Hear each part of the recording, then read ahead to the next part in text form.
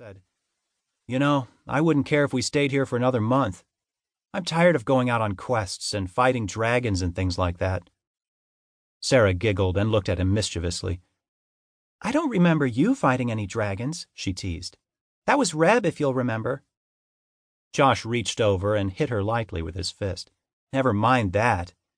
Living in the caves of Mordor was enough adventure for me," he declared. "Remember those T-Rexes?" He gave a shiver. "They had teeth 6 inches long, just like sharpened knives. They could bite a horse in two." Sarah nodded. "I wonder how they're getting along." "They were good people, weren't they, Josh? You usually think about cave people as being thick-headed, but they're not. They didn't know as much about some things as we do. Deep down, though, they were just like us." The two walked along, thinking of the adventure they had just had. They were part of a group called the Seven Sleepers. The group had been miraculously preserved, surviving a nuclear war. They had awakened in a world they had never imagined, filled with strange beings, and discovered that they had slept for many, many years. All things were changed now. Earth was gone, and the place they now inhabited was called New World. They discovered that they had been preserved to serve a strange man called Goel, a leader who fought against the powers of darkness that threatened to overcome the world. Many adventures they had known, facing danger and trial, often failing, but learning to trust in the power of Goel. They had just returned from a strange land inhabited by primitive people. They had been glad to get back to a very nice house. Goel said before he left, "You need rest. Enjoy yourselves. Someday I will come again, and you must once again go forth to combat the powers of darkness." Now, as the two young people moved along, light-hearted and laughing, they were suddenly alarmed by a horseman that burst out of the dense woods to their left. He was upon them almost before they knew it, and Josh saw that he was a fierce, warlike man. "Look out, Sarah!" he yelled, for the stranger had drawn a shining sword that flashed in the red rays of the dying sun. Josh threw himself in front of Sarah, wishing desperately that he were armed. Now there was nothing he could do but try to stand between the warrior and Sarah.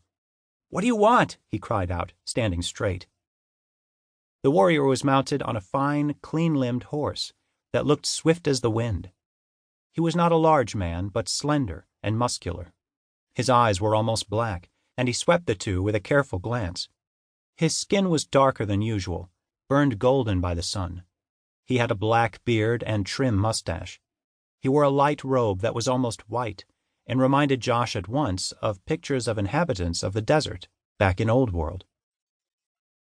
"What is your name?" the rider demanded. Josh ignored the whirling sword that was held almost at his chest. He was afraid, but was determined not to let it show. "My name is Adams, Joshua Adams," he said. "Why do you come at us with a sword? Are you a bandit?" For one moment the lean, tanned bronze face of the rider relaxed, and his white teeth showed as he smiled. "No, I'm not a bandit. If I were, I would have what I wanted from you already." Sarah stepped from behind Josh. "What is it you want?" she demanded. The rider examined the girl carefully and seemed to like what he saw. "You have courage," he said. He nodded as if pleased, and added, "I like that."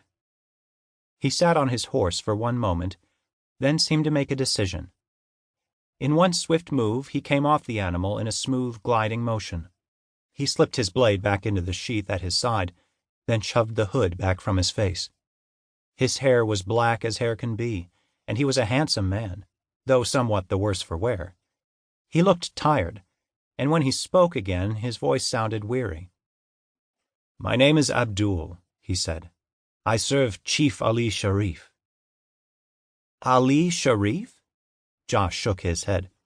"I've never heard of him. What's he the chief of?" "My people live far away," Abdul said. "As you see, my steed is weary." He slapped the coal-black stallion fondly on the shoulder and said proudly, "It takes a long, hard ride to tire him out." "Who are you looking for?" Sarah asked. She had appeared frightened at the rough appearance of the heavily armed rider, but now she came to stand beside Josh, saying,